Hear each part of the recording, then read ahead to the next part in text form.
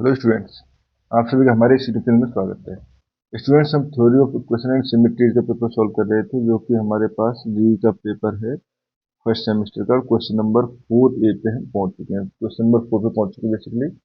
इसमें हम solve the question equation x³ - 15x - 126 equal to 0 using Cardan's method. ठीक है, पहले हम ये क्वेश्चन सॉल्व करते हैं, उसके बाद बी पार्ट सी पार्ट इसी वीडियो में सॉल्व करेंगे। ठीक है, तो अब सॉल्व करना चालू करते हैं। ठीक है, हमारे पास इक्वेशन है x³ - 15x - 126 इक्वल टू 0। ये इक्वेशन है। ठीक है, देखो, जब हमारे पास अगर इक्वेशन जो है डिप्रेस्ड फॉर्म की हो, डिप्रेस्ड फॉर्म यानी क्यों कौन सी form, x³ plus px plus q equal to 0। ठीक है, तो हम कार्डास मेथड जो है वो डायरेक्टली अप्लाई कर सकते हैं। अगर ऐसे नहीं है तो इस फॉर्म में हम इक्वेशन को कन्वर्ट करते हैं। ठीक है, तो यहाँ पे अगर देखें ऑन कंपेरिजन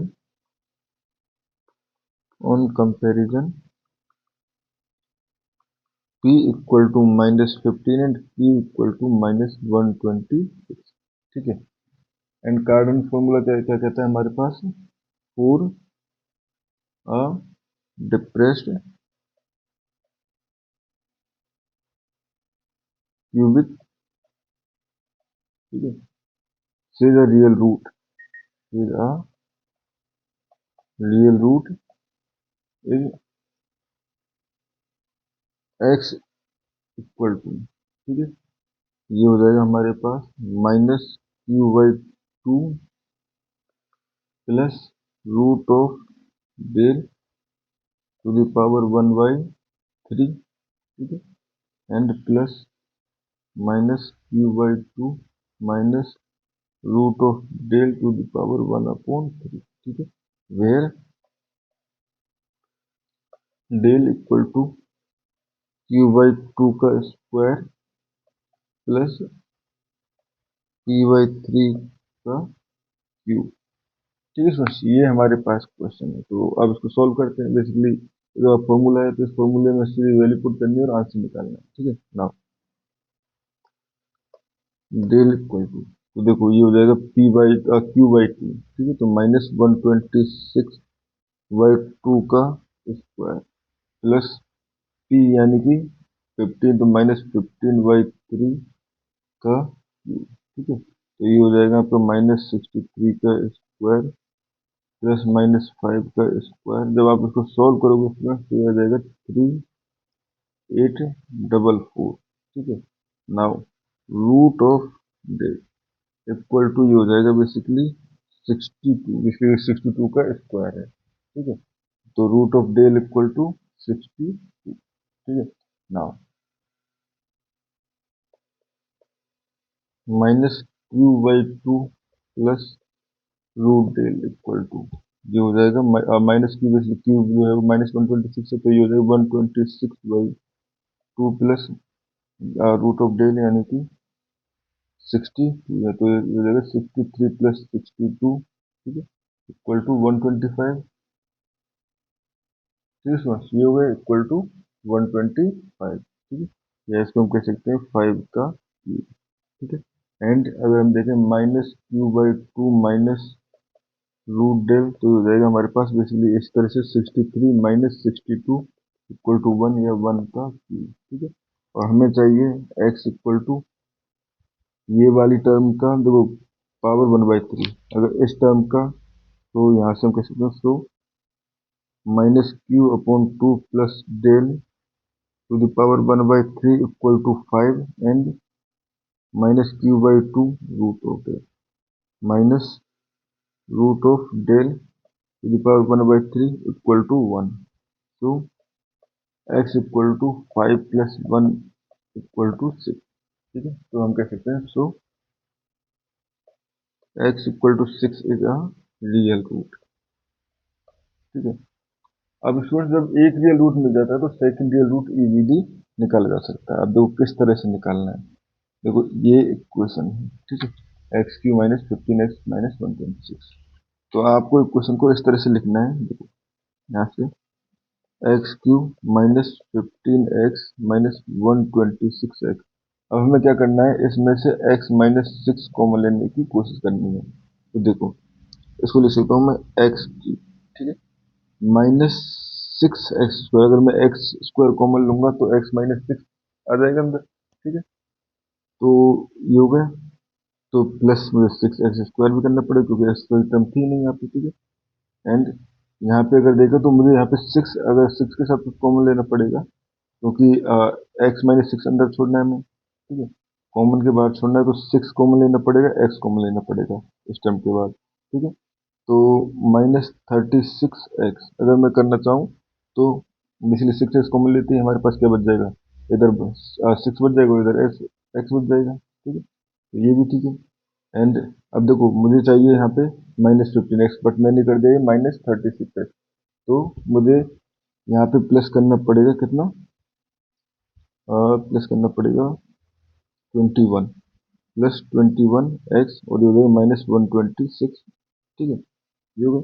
अब देखो x² कॉमन ले लो यहाँ से, तो ये हो जाएगा x minus 6 plus 6x common ले लेंगे तो x minus 6 and plus 21 common ले लेंगे तो x माइनस 6। तो ये हो गया हमारे पास x minus 6 and x² plus 6x plus 21।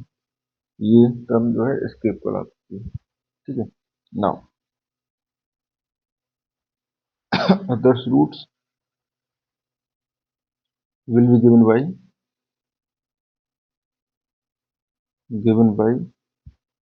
x² plus 6x plus 25 equal to 0 और 21 इक्वल टू 0, ठीक है। तो यहाँ से हम कह सकते हैं x equal to minus b यानी minus 6 plus minus b² upon 4ac वाला फॉर्मूला लगा रहे हैं, तो b² यानी 36 माइनस 4ac यानी 100 अपॉन ये हो जाएगा 282, ठीक है। तो ये हो जाएगा x equal to minus 6 plus minus ये हो जाएगा 64 माइनस का अपॉन 2। तो ये हो जाएगा minus 6 plus minus 8 iota upon 2। तो ये हो जाएगा हमारे पास माइनस 3 प्लस माइनस 4 आयोटा, ठीक है।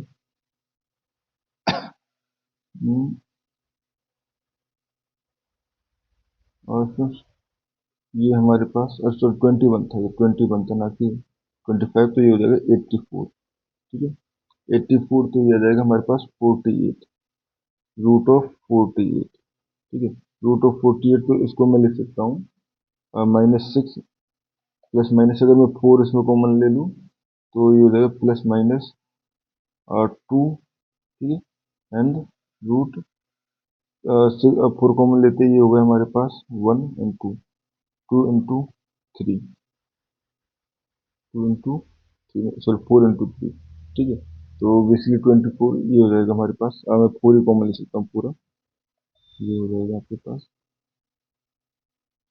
माइनस 6 प्लस माइनस पूरा मैंने इसमें 4 पावर में कॉमन ले लिया तो अंदर बचा 3 आयोटा, ठीक है, अपॉन 2। तो ये हो जाएगा हमारे पास -3 प्लस -2 रूट 3 आयोटा, ठीक है। सो रूट्स आर, एक तो हमारे पास 6 हो गया, ये तो पहले आया था, and -3 plus 2 root 3 iota and -3 minus 2 root 3 iota. ये हमारे पास इसके रूट्स आ चुके हैं, ठीक है सर। अब आते हैं बी पार्ट पे। बी पार्ट क्या कहता है, multiply the roots of multiply the roots by a suitable number transform of equation x² minus 3 upon 10x²। Basically यहाँ पे कुछ टर्म जो है वो मिसिंग रहती है, ठीक है। यहाँ पे 2 + 3/2, यहाँ पे प्लस या माइनस साइन कुछ मिस्टेक है, तो मैं एक जनरल क्वेश्चन लेके इसको सॉल्व करूंगा, यानी कि मैं ले लेता हूँ 3/10 सपोज x³ प्लस 0x² इस तरह से ले लेते हैं। एंड ठीक है, तो सपोज हमारे पास इक्वेशन में ले ली, क्योंकि क्वेश्चन में तो मिस्टेक थी तो उस क्वेश्चन पे तो हम जा नहीं सकते, ठीक है। तो late x⁴ plus 3/10 x³ plus 0x² plus, ठीक है, 13/25 x प्लस 77/100 इक्वल टू 0। ठीक है, अब इन जनरल में लेके चले हैं। ठीक है, इसमें तो let the roots are r1, r2, r3 and r4। ठीक है, और हमें क्या करना है, we want to transform a monic polynomial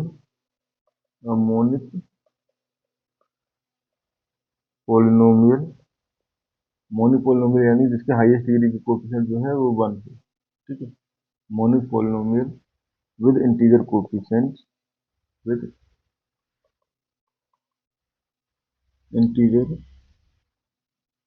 coefficients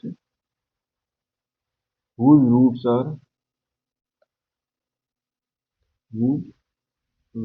are original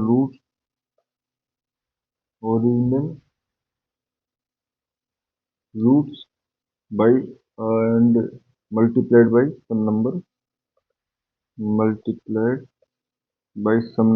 n।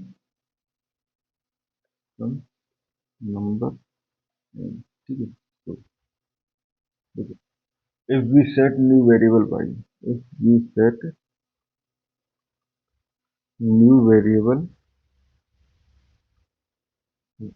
x equal to y upon, यानी y इक्वल टू एक्स हो गया ना। ठीक है,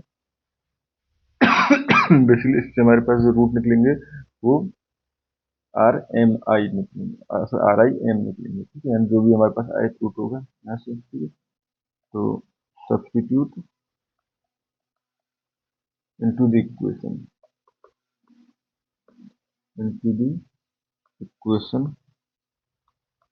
and multiply by m to the power 4। ठीक है, क्योंकि m to the power 4 से मल्टीप्लाई क्यों करना है, क्योंकि हमें जो कोफिशिएंट जो है हाईएस्ट टर्म का वो 1 रखना है। ठीक है, टू कीप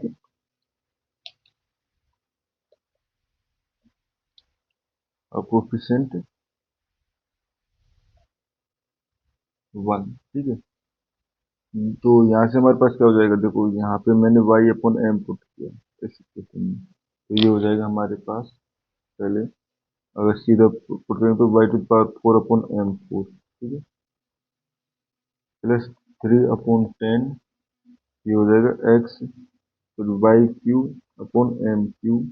ठीक है, प्लस 0, तो इसको तो लिखने की जरूरत भी नहीं है। ठीक है, प्लस 13/25 y/m, ये स्क्वायर में है, इधर हमारे पास कांस्टेंट टर्म। ठीक है, ये हो गया, एंड प्लस 77/1000। ठीक है, इक्वल टू 0। अब m टू द पावर 4 से अगर मल्टीप्लाई कर दूँ तो ये हो जाएगा y to the power 4 plus 3/10 m y q. ठीक है, प्लस 0 y स्क्वायर प्लस 13/25। ठीक है, एंड ये हो जाएगा m square m q m and y plus 77/100 y, sorry m to the power 4 equal to 0। ठीक है, ये हो गया फ्रेंड्स हमारे पास। Now choose m। ठीक है, m किस तरह चूज करना है, तो ऑल कोफिशिएंट बीकेम इंटीजर, तो बीकेम इंटीजर। तो अगर देखें तो यहाँ पे अगर देखें तो अगर मैं m 10 लूँ तो 10 to the power q 10 to the power 4। ठीक है, 10 to the power 4 equal to यहाँ पे ये हो जाएगा 10,000। ठीक है, तो उस कंडीशन में ये इंटीजर बन जाएगा। ठीक है, अगर इसके लिए लूँ तो वो भी हमारे पास डिवाइड हो जाएगा 25 से, ये भी डिवाइड हो जाएगा, सभी डिवाइड हो जाएगा। ठीक है, अगर 1000 लेता तो उस वक्त 1000 की केस में भी हमारे पास यहाँ से क्या बन पाता, m इक्वल टू, सॉरी 1 लेता तो m इक्वल टू 1 तो ले नहीं सकता, तो m इक्वल टू 10 लेना पड़ेगा। ठीक है, तो और वो जो भी मैं 110 का रीजन लेने का रीजन है क्योंकि वो 10 था, और हम सोच रहे 1000 से वो डिवाइड होना चाहिए, ठीक है। 77 9 से भी डिवाइड है बेसिकली, 7 से भी डिवाइड है, 11 से भी डिवाइड है, पर उसका कोएफिशिएंट यहाँ पे हमारे पास कुछ मिल नहीं रहा, ठीक है। तो अब देखो m इक्वल टू 10 ले लिया हमने, तो यहाँ से हो जाएगा हमारे पास y to the power 4 plus 3, और ये हो जाएगा हमारे पास वाई क्यू, ठीक है, प्लस यहाँ पे अगर लें तो ये हो जाएगा एम, ये था हमारे पास 13/m3, तो m3 हो जाएगा 1000, और ये हो जाएगा हमारे पास डिवाइड करेंगे तो 20, ये हो जाएगा हमारे पास 40, ठीक है, 40 इंटू 13, तो ये हो जाएगा 520 y, एंड ये हो जाएगा हमारे पास प्लस 770 इक्वल टू 0, ठीक है, ठीक है, where the new roots are old roots multiply by 10, multiplied by 10, ठीक है स्टूडेंट्स। तो ये हो गया हमारे पास क्वेश्चन नंबर बी, ठीक है।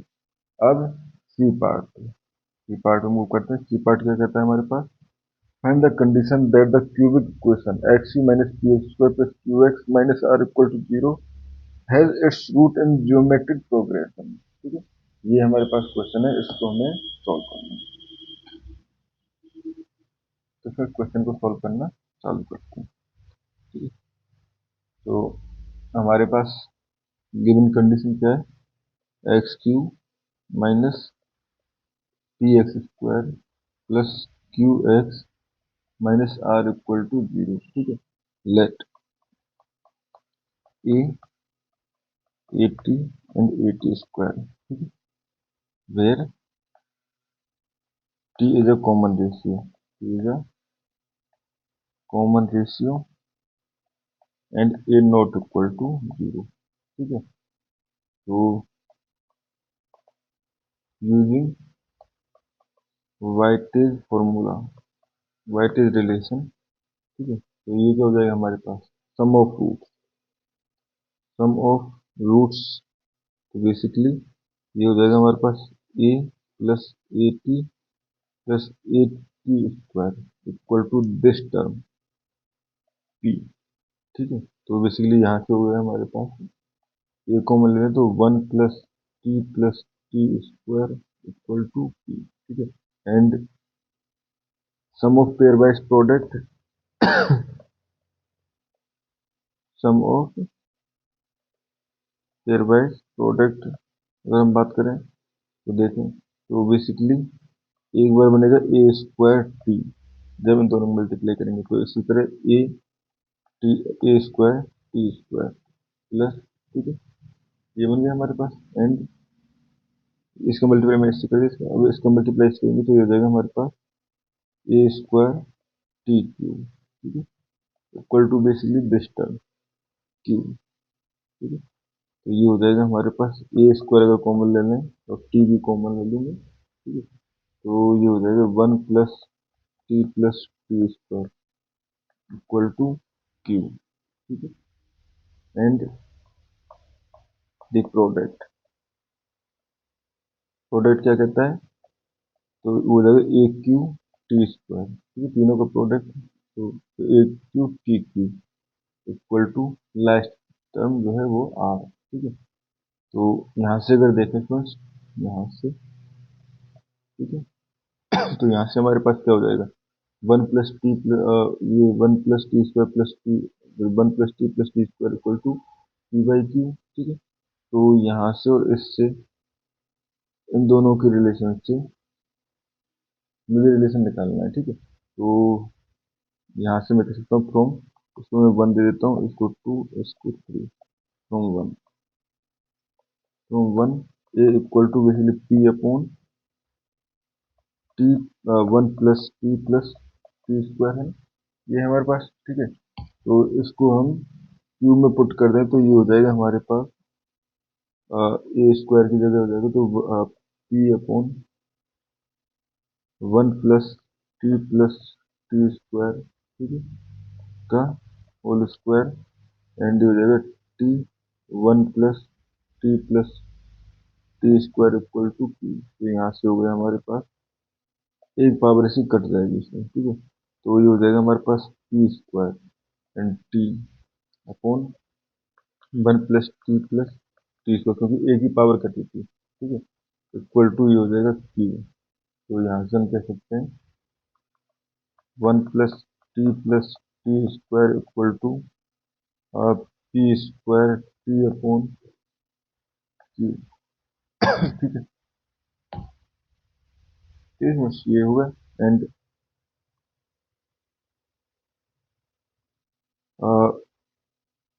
यहाँ से अगर देखें यहाँ से, ठीक है, तो now substitute a into a a into a q r q, ठीक है। So t q equal to r, जो इक्वेशन ऐसे पुट करें तो आर इक्वल टू क्या हो जाएगा, आर इक्वल टू हो जाएगा हमारे पास पी अपॉन,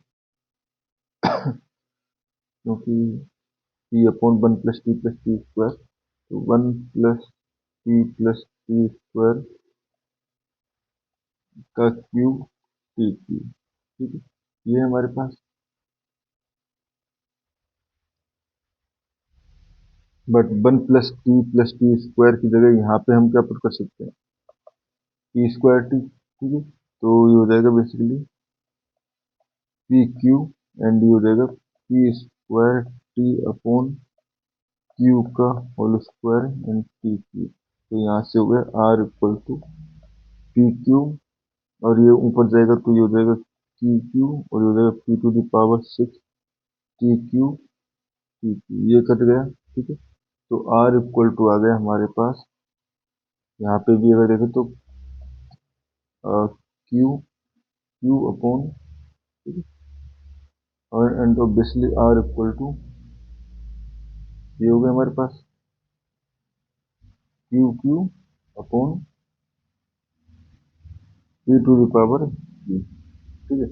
या हम कह सकते हैं r p q upon q q equal to 1, ठीक है। क्योंकि हमें एक रिलेशन निकालना था, यहाँ पे भी आंसर छोड़ सकते हो या यहाँ पे छोड़ सकते हो, हमें यही रिलेशन हमें चाहिए था, ठीक है। तो इस क्वेश्चन में हमें इतना ही करना था। Thank you students.